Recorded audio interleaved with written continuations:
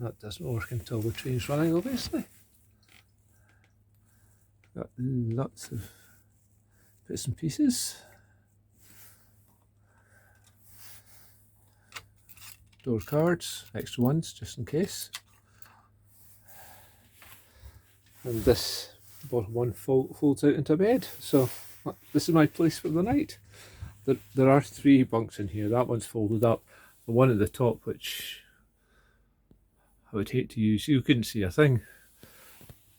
And lots of power supplies and lots of switches to play with later. And the ubiquitous instruction manual.